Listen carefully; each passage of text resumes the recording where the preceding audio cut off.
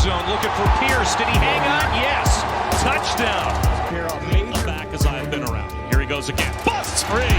Jerome Ford down the sideline. Foot race. House call. Touchdown. 79 yards. Big run in the Peach Bowl. This is a big one too. And it's going to go all the way to the house on the first play from scrimmage.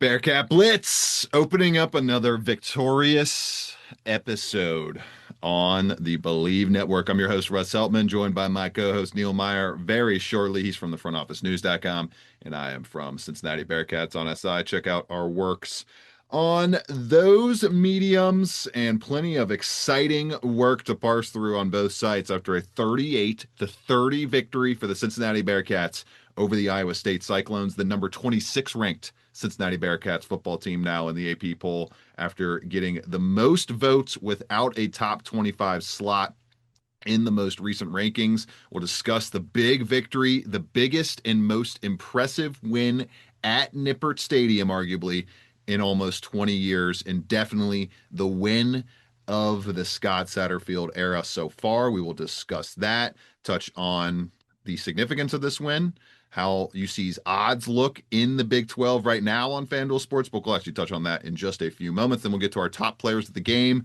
some Big 12 standings check-in, and a look at the spread for the next game on the ledger for UC, a home matchup at noon this Saturday against the Central Florida Knights. All that coming up on Bearcat Blitz, presented by FanDuel Sportsbook, America's #1 sportsbook, where I'm sure there's going to be another batch of great boosts this coming weekend for you to utilize on the college football action. And speaking of those Bearcats Big 12 championship odds, they're down to 950, plus 950, 9.5 to 1 to win the Big 12. A lot of teams trying to keep pace with the Texas Tech Red Raiders, who destroyed Houston this past weekend. And the Bearcats have the offense, not necessarily the defense, to win the Big 12 right now. Texas Tech has both, it seems, as they are minus 105, prohibitive, clear favorites to win the Big 12 as we sit here entering the early portion of October. All of that coming up on Bearcat Blitz, presented by FanDuel Sportsbook. Make them your choice for your college football wagers this season.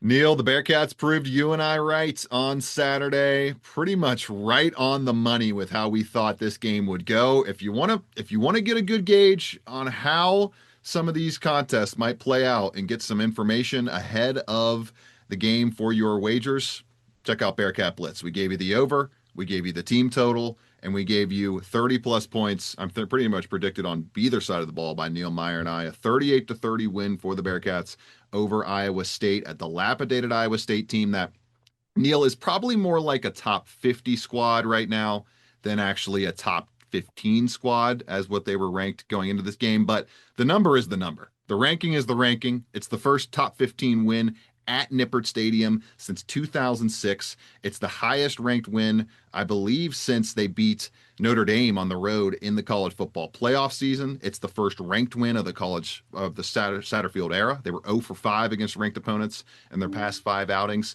And it was a chance for Brendan Sorsby, this offense, to really stamp their improvement and their escalation of execution over the first month of the season. And they did just that against one of the best run defense in the country, Neil. One of the best run defenses in the country, top 10, really, any way you slice it in terms of the deeper analytic models. They destroyed them on the ground. 34 carries, 260 yards, 3 touchdowns, a first career 2-touchdown day for Evan Pryor, 111 yards on 10 carries. Tawee Walker did not have a touchdown, but he touched down some helmets on chests multiple times in this one for some emphatic truck sticks. He had 14 carries for 89 yards. And then Brendan Sorsby, consistent every single week with his legs. His passing has been a little hit or miss here and there, was a little shaky with his accuracy in this game, going 13 to 25 through the air for 214 yards and two scores, but kept the offense on to schedule, got 20 plus first downs again in this game, and did so with his legs helping that factor a great amount with 9 carries for 64 yards, had 150 total quarterback passer rating in this game. And once again, Neil, played really, really strong football, had a 70 plus grade. I believe he's graded 70 plus in every single outing this year since the issues against Nebraska. And this offense is just firing on all cylinders. They came out with a reckless abandon in the first half. What did they post in that first half frame? 31 total points. Were stymied a little bit by ball control by the Iowa State offense, which had 28 first downs and went 4 for 7 on fourth down without a kicker to lean on in this game. That kept the offense off the field in the second half, Neil, along with the Tawee Walker pitch fumble, but they found a way to maintain the lead, keep their composure, and use all three phases of the game to eventually get a top 15 win. Yeah, and while we're talking about this, Russ, too, that was the biggest win for Cincinnati versus a ranked opponent in Nippert Stadium since 1999, when the Bearcats defeated number 8 Rutgers. So overall, that is a huge, huge win for Scott Satterfield and the Bearcats on Saturday. And we talk about how this game kind of transpired. First of all, I don't think I've seen Brendan Sorsby have as much confidence as what he has had since the Nebraska game, Russ. I think you can say the same thing. I mean, he has been with so much confidence and poise.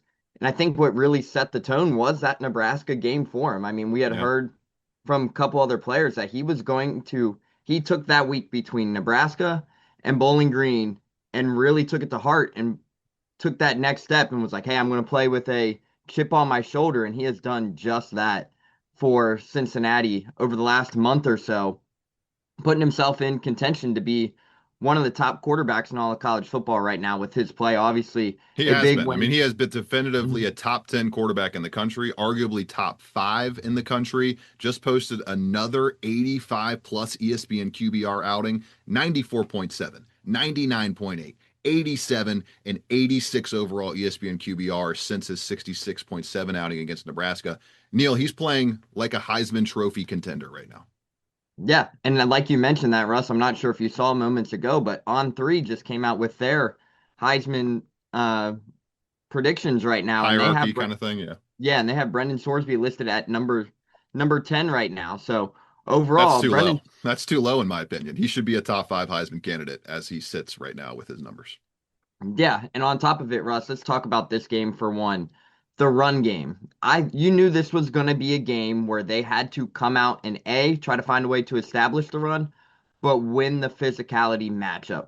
And from the very first play of the game, I don't know if you could hear it from the side or the press box, Russ, but that very first run from Tawee Walker to start the game, we were still down on the field for the first offensive series. Tawee Walker made it known he was coming for bodies on Saturday. I mean, he was pinballed 3 to 4 different guys on the first play alone. And then to see him run through a couple of guys' chests. I mean, that truck stick run was unbelievable. Like Coach Nico Palazetti. Yeah, which one? Great question. The one where he sent the defender probably 10 yards back downfield, but I have to ask Nico Palazetti, what did you feed these guys for lunch on Saturday or breakfast for Saturday? Because man, they woke up with some violence on them. I know Tawee had his Wheaties, that's for sure on that one. But overall, to see him run with that kind of power, and that's what Cincinnati was looking for when they brought him in the portal, right? You needed the 1-2 tandem with Evan Pryor, and Evan Pryor, it was great to see him kind of have the day that he had. He has been waiting all season to have like a culmination of all his hard work on his body, on his game, to be able to be a guy that can take 10 carries for 111 and 2 scores. Yeah, and that's what Cincinnati needed. I mean, Russ, that first carry, I mean, he slipped the tackle and he was gone. Boom. I think his first 3 carries of the game, he had the 30-yard touchdown run, the 21-yard gain outside, and then he had an 18-yard carry. That's what you need from Cincinnati. And then you have the big 30-yard touchdown scamper where he took a defender with him. That's not really Evan Pryor's style of game, but to see that kind of displayed on Saturday was huge. So I loved what we saw from the running game. But what I didn't like, Russ, was the the middle 8 minutes or so, right? I mean, it was a horrific pass interference call that kind of spotted Iowa State. Right. This game should have been 38-20 in all Yeah, reality. that PI on Matthew McDoom before the half was like a ghost PI. It Matthew wiped McDoom off. literally got face masked, and then the play ended up being a penalty on him, which never had. Yeah, There was never a penalty on Matthew McDoom. There was only a face mask that the offensive player committed on Matthew McDoom, but the referees internalized that as, oh, PI on Matthew McDoom. We're going to throw the flag on UC. yeah. Overall, speaking of this game, we talk about Brendan Sorsby. I thought he played excellent in this game. Game manager. I think there was a little bit things to kind of he could have cooked up a little bit better, but you missed Some the deep two ball deep shots. accuracy wasn't as Yes. as sharp as it has been in the last couple of weeks, but I mean, he's set a high bar over the past few weeks with that deep ball, and he hit the one Yeah. that they had to have to Caleb Goody for the Which longest, I believe, longest play of the season so longest far, and the play since longest play since 2015. since Gunnar Kiel in 2015. Yeah, Which Russ, it's coincidentally that you bring this up because I believe Aaron Smith, the Bearcat Journal, me, you, and JT Smith all looked to each other at one point right before that play and said, Goody is beating this guy off the line every every time. snap. It's going to be a matter of time Yeah, of when it hits. exactly. And then what was it, 4 plays later ensuing, he hits that ball and gone for the races. It was good to see that kind of come to life for Caleb as well. But Russ, there is so many positives to take away. I mean, you look at the total plays. Cincinnati's defense, you got to give hats off to their defense because Iowa State ran 85 plays compared to Cincinnati's 59. And this is where my biggest emphasis from this game comes away. Jake Golday has solidified himself as a top 100 draft pick. Christian Harrison had the best game of his Bearcat career, in my opinion. There was so many things working for the defense, but it started with those two guys. Dante Corleone coming back, huge. That was a huge emphasis in this game as well. But between those three guys, that was the difference maker for Cincinnati. And Jake Golday gets named Reese Senior Bowl Defensive Player of the Week. Russ, if Jake Golday continues at this rate, there is a chance he might hear his name called in the first round of this NFL draft or Yep. high second with Yep. everything that he has been able to accomplish this season. He is averaging 10 tackles a game roughly. For a kid from Central Arkansas who came out from Central Arkansas, a small town in Tennessee, this scouting department, Russ, you have to give credit for the guys they have been able to find and develop in the transfer portal. Jake Golday, Jeff Caldwell, Caleb Goody. The list goes on and on. But for Cincinnati right now, Zach Grant and this recruiting department needs to get the praise they deserve for the job they have done identifying guys in the portal and bringing them in. Yeah, I mean, look at the top 4 graded players on Pro Football Focus in this game. Transfer, Jake Golday. Transfer, Taden Barnes. A guy from the recruiting ranks. I believe Brian Sims III. He might have been the last. He was recruited. Was he the first recruiting class for SAT or the last recruiting class last for Fickle? of Fickle. Yeah, so that's a Fickle recruit. So that's one that they didn't bring in. But Jalen Hunt, another transfer. Daniel And James. Jalen Hunt had the best game of his career, Russ. He was all over the field. He finally made that edge rusher impact we've been looking for out of somebody to get some pressure on the quarterback for Cincinnati, and it ended up leading to a nice day of pressure for Cincinnati. They had 3 sacks total, and no quarterbacks hits to add on top of it. But anytime you can get 3 sacks in a game, you'll take it. Yeah, anytime you can take it, and that's just And the 2 of those were from physicality. Jalen Hunt. Jalen Hunt had 2 of those. Yeah, Jalen Hunt had arguably the best day. That kind of goes unnoticed, right? You look down, you see just 6 tackles, but 2 sacks, 2 tackles for loss.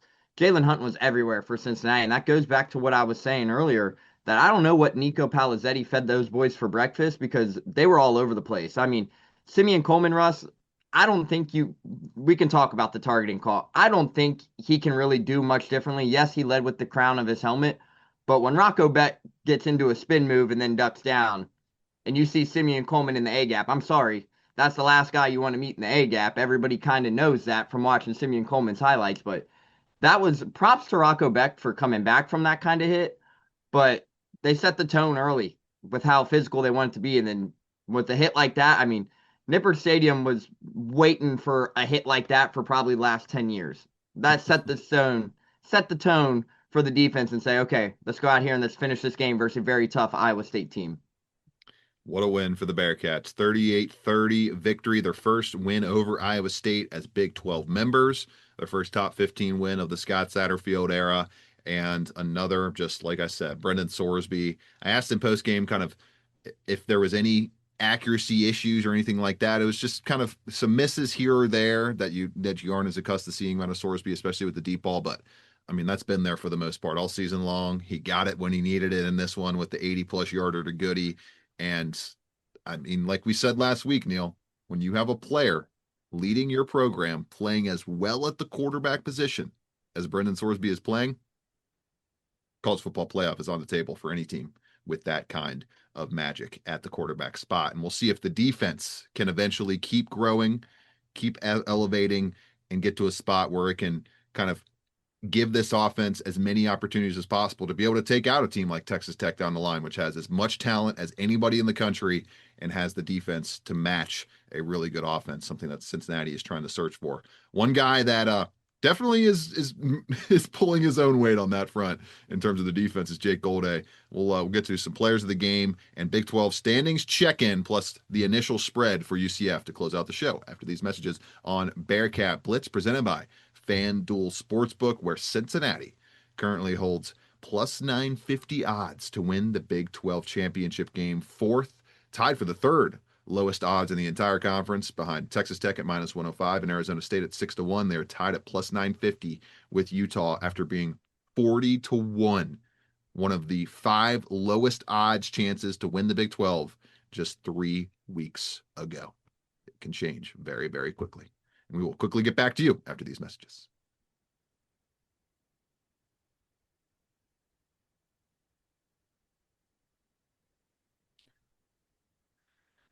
All right, Neil, tying a bow on this 38-30 monumental victory for the Cincinnati Bearcats football team. Real quick, before we get to players of the game, shout out to the special teams. I like to highlight the special teams because I think it's one of those things that gets overlooked by so many people. But I mean, Max the Fletcher, pin, that punt was huge. The pin on the punt by Max Fletcher, his best punt as a Bearcat. Steven Rusnak continues his 18 consecutive field goal made streak at Cincinnati, makes all of his extra points, which they needed, just about every one of them down the stretch here. And then just Logan Wilson. Really rough day coverage-wise for Wilson, was one of the 5 lowest graded defensive players in this game because of his issues in coverage. But multiple 20-plus yard returns in the kick game against a guy on the other side for Iowa State who had very little kickoff experience as a true freshman. They took full advantage, Neil, of the special teams advantages that were on the table for them to take advantage of. And that's a big reason why they were able to win a game that ended up being one possession at the end. Yeah, absolutely. And I mean, Russ, everyone kind of, you see it on social media, but Coach Satterfield, after the game, stood there for 20 minutes probably, dapping up and hugging every player that came off the field. What a scene with the field storming, too. That was yes, awesome. A great scene. But when Max Fletcher walked into that locker room, I don't think anybody got as big as a hug from Scott Satterfield than what Max Fletcher did. I mean, Scott Satterfield That was a huge punt. Scott Satterfield literally picked up Max Fletcher and like shook him. And he on that punt. I mean, Russ, that punt saved the game essentially. You get it down at the 1, then you go a 3 and out, and you have to make them punt from the back of the end zone. Then you go down and put some points on the board. That's huge. That was huge. And Max Fletcher, just like his brother, I mean, Mason had a hell of a career here at Cincinnati, and Max is picking up right where Mason left off. But special teams essentially was a huge factor in this game, and a big reason why you won this game particularly. Logan Wilson had 2 returns that he brought back from deep in Cincinnati territory across midfield. So if you get 2 drives where you're starting at the 45 essentially of Iowa State, that's huge. And then you have the special teams punt, huge. And Steven Rusnak has been freaking automatic all season long, and it's about time people start putting some respect and some talk on his name a little bit. Speaking of another guy that's going to be playing in the NFL very shortly. Yeah, both at this rate. I mean, it's hard to not let a guy in, Neil, if you just don't miss a field goal. You kind of have to get let in. Correct. And I mean, Russ, speaking about it, you and I have been around this program since the beginning of August, late July, beginning of August. I don't think we've seen Steven Rusnak miss more than 1 field goal in 5 months in practice or whatnot. I've maybe seen him miss 2 times total in the past since he arrived at the program. He which has is crazy. literally I mean, been that's at least automatic. 35, 40 kicks that we've seen outside of Yeah, the 18 in game. maybe even more because they start each practice with 5 kicks before they in their special teams period, it seems. Right. So And the 18 overall, date that streak does date back to back to last season. back to last season. I think he's 7 for 7 this year, I'm pretty sure. Yeah, but either way, I mean, Steven Rusnak, if he continues at this rate, he'll be playing in the NFL on Sundays. Same with Same Fletch. with yeah, same with Fletch. So Yeah. overall, special teams needs to get the talk credit they deserve, and that all goes to new special teams coordinator Luke Pascal, who has done a fantastic job since coming to Cincinnati this offseason. Yeah, no, he's got a whole special teams crew as well. The whole special teams coaching Yeah, staff has just done a really great job. Neil, they were what, 3 inches, 6 inches from 2 pump blocks in that yeah, they game were too. close, They were close to two close, of them, close. So maybe we'll get one of those. And they've had one punt return for a touchdown called back for a penalty this year. And like which you is told me still on that Saturday, they still have yet to have a return touchdown in the Satterfield era. So maybe that'll be in which the that offense in the that next few one weeks. that got called back versus Kansas. I mean, I'm still feeling for Manny Covey on that one I because that was a know, great man. return and the gunner just overran it and it was just a BS flag in my opinion. But It's always a flag that has like nothing to do with what actually happened in the play that yeah, ends up killing those plays. It's tough, definitely tough. So my player of the game, Neil, I'm gonna roll with Jake Golday. He was so good. I think he alone kept the Iowa State offense from hitting 40 points in this game, just in terms of if he doesn't have that great of an outing, 12 tackles, 6 solo, 1 sack, 1 TFL, 1 pass breakup that he should have. He was kicking himself. He didn't bring a quote. He quote in the media afterward. I didn't bring he two didn't hands bring to the two party. hands to the party. That was hilarious when he said that. He did bring 2 hands on his forced fumble though, which ended up being a boon for Cincinnati. Just #1 in Big 12 right now in terms of total tackles per game among any player in the conference. Jake Golday, 85 plus PFF grade, the only 80 plus PFF grade, I believe, in the entire game for Cincinnati in what was a hard knockdown, drag out fight between two Big 12 foes. Jake Golday stood out the most to me, Neil, and I think he was my player of the game. Who do you have for your player of the game on Saturday? Yeah, man, Russ, there's so many different guys you could go with player of the game for this one. I mean, Dante Corleone made an impact. Yeah. Jalen Hunt had arguably the best game of his career. You mentioned Jake Golday. For me, I have to go a different route than those three guys, and I mentioned him earlier. I got to go with Christian Harrison here, and the Played reason really I say well. that was Jake Golday was everywhere. Christian Harrison was everywhere, it feels like. And you're looking down at the stats right now. A season high 10 tackles, 7 solo tackles for Christian Harrison, tackle for loss, and a pass breakup as well. So that's who I'm going to roll with. Jalen Hunt, like we mentioned, had his best game of his season, maybe even his career on Saturday. But Christian Harrison made a couple of tackles in the open field that saved some big chunk plays. And if they can continue to get that kind of performance, from a guy like Harrison, Antoine Peak Jr. in that secondary, things are going to be trickling in the right direction for Cincinnati. But I thought Christian Harrison had his best game of his Bearcats season and showed why he was a huge priority for this staff in the transfer portal this offseason. I like that pick. One more shout out for me just to hit a guy on offense. Joe Cotton. What a bounce back performance, man. What a bounce back performance out of the South Dakota transfer left tackle. His best pass blocking showing of the entire season so far, a week after he was horrible against Kansas. Gave up 4 pressures, was a big reason why Cincinnati struggled a little bit despite winning offensive line of the week. The underlying numbers didn't really love how Russ, and Cincinnati's it's safe offensive to line say played. they might Yeah. win offensive line of the week again this week. I mean, They played. I don't know why they won last week. They didn't play very well. This week they and, played miles better than they did last week. and They had a 90 total pass blocking grade in this game, which was the highest for a UC offensive line mark on the season. and Russ, you and I talked about it in the press box early in this game. Nick Cardwell, if he continues at this rate, NFL teams are going to come poaching. Bengals need Much to sooner. Bengals need to bring him in at this rate. Nick Don't even make a Cardwell move.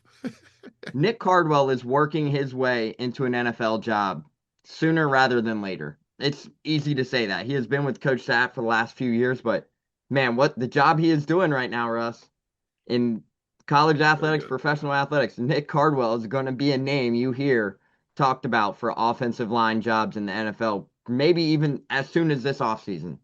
So It's going to be He's done a interesting, but great job man, with Cotton. he's done a Great great job of job. cleaning his stuff up from the last week. Cotton gave up 0 pressures, still only has 4 pressures allowed. All of those coming last week against Kansas, the only pressures he's allowed this entire season. So what an addition Joe Cotton has been to the UC Bearcats offensive line, and a guy that has definitively shored up. I mean, it's amazing. They went into the portal, got their guy from pulled him away from multiple other power conference programs. He's come in and just been an absolute stabilizing force for that offensive line. 76.2 grade on Saturday, his highest overall grade as a Cincinnati Bearcat so far. Joe Cotton is coming into his own, and a really fun guy to interview as well. Fun personality on the team. Glad he is a Bearcat for sure.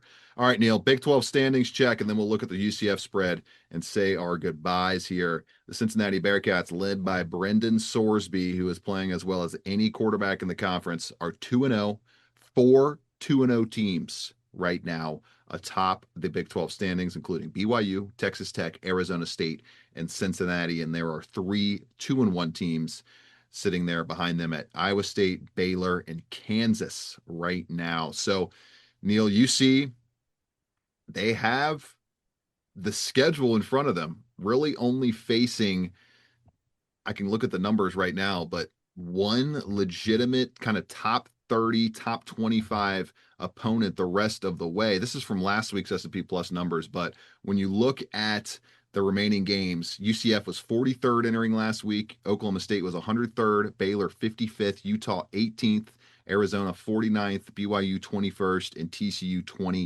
28th. So really, Utah is looking like the only definitive top 20 matchup standing in Cincinnati's way the rest of the way at Utah in just a little over a month. And then you got obviously BYU sitting there as well in the home matchup. But Neil, this is a pretty palatable schedule for Cincinnati to try to maybe rattle off 7 or 8 conference wins and throw their hat in the ring for a spot in Arlington. Yeah, Russ, and I mean there is a great shot right now for Cincinnati where they could head into that matchup versus Utah realistically 7-1 potentially. It could be a loser leaves town for a spot in the Big 12 champ. It could be It a really kind of a could. preview look at it might be a playoff game for the Big 12 championship. It really could because you look down right now, UCF obviously a rivalry game, but they have struggled mightily this season. Both quarterbacks are banged up. This game's going to be at noon on Saturday. Oklahoma State 1-4. Mike Gundy just got fired. Who knows what to expect? Baylor's going to be the true question mark heading into Utah. But Russ, you looking down at this schedule right now? I mean, there's realistic shot that Cincinnati could be bowling, put themselves in position to be bowling here in the next 2 weeks. But arguably, that could be a pre-matchup for the Big 12 standings or the Big 12 championship right now come November 1st, realistically. Yeah, Cincinnati's sitting at 4-1 overall with they're favored to beat UCF, favored to beat Oklahoma State, favored to beat Baylor. That's 7 wins if they can get all those done right there. And then you're an underdog on ESPN's FPI at Utah. You're favored to beat Arizona pretty handily at home the following week. And then you're an underdog at home slightly against BYU and an underdog at TCU slightly on ESPN's Football Power Index. Those final 4 games, Neil, 2-2, 3-1 could be enough to punch your ticket to Arlington. We'll just have to see how all the dust settles once we get to that final 4-game slate. How fun would that be, man? If they've already got the bowl game locked in and we're just waiting to see if they can go 3-1 or 4-0 down the stretch and definitively set themselves up to play for a Big 12 championship game. Who would have thought before the season? Nobody. But that's the way it goes in the Big 12. You never know how it's going to play out. Cincinnati had a hungry, driven, behind the scenes quarterback in Brendan Sorsby, who has used the power of this new facility and all these new transfers to really hit some high heights so far this season. We'll see if he can keep it up against UCF, and we'll see if they can keep all that up the rest of the season. Real quick on UCF, Neil, if Cincinnati loses this one, it would be a major disappointment. They have gone from 12-point favorites to 10.5-point favorites on the FanDuel Sportsbook, but overall, odds makers, ESPN's Football Power Index, giving them a 70% chance to win this game. This should be one where you move to 5-1 and take out your conference rival. We'll preview it in more full force on Thursday, but pretty much what I expected to see in terms of that 10.5-point betting spread and the big number. Yeah, absolutely. And that's where I was at too. I mean, you look down, two banged up quarterbacks. You never know with UCF in the first year. And these are both Again, for UCF, you mean, right? Yeah, like the yeah, UCF has the two banged up quarterbacks. yeah. UCF has two banged up quarterbacks. They're kind of shifting a lot of things around. Russ, it's going to be plain and simple on Saturday. 10.5-point spread at home. If that crowd is rocking like it was rocking on Saturday, there's no reason Cincinnati loses this game on Saturday. Because, man, that crowd was great. Yeah, go and ahead, I mean, Russ, while we're talking about the crowd and the atmosphere, that stripe out was freaking beautiful. It worked really well. Shout out to everybody. Claps all around. It looked beautiful. It was great. it was beautiful. It was executed to perfection. Props to the students for making that thing happen, right? Stripe out was great, but Cincinnati fans are going to need you again on Saturday versus UCF. And if they can continue to play like they're playing right now, fans are going to stay around for the whole game. And it's starting to feel a little bit like that 2020-2021 season again, where things are trending in the right direction and the fans are back engaged with this program. Win on Saturday, and you are almost assuredly going to have a little number next to your name for your matchup against Oklahoma State. 26th ranked team in the country. It would have to, all 25 teams basically would have to win for Cincinnati not to creep their way into the top 25 with a victory over UCF. For Neil Meyer, I'm Russ Eltman. This has been Bearcat Blitz. A lot of fun recapping the 38-30 win over ranked Iowa State. We'll be back with a full UCF preview later in the week. Have a great rest of your week, everybody. 6, Ritter to the end zone, looking for Pierce. Did he hang on? Yes. Touchdown. Back as I've been around. Here he goes again. Busts free. Jerome Ford down the sideline. Foot race. House call. Touchdown. 79 yards. Big one in the Peach Bowl. This is a big one too. And it's going to go all the way to the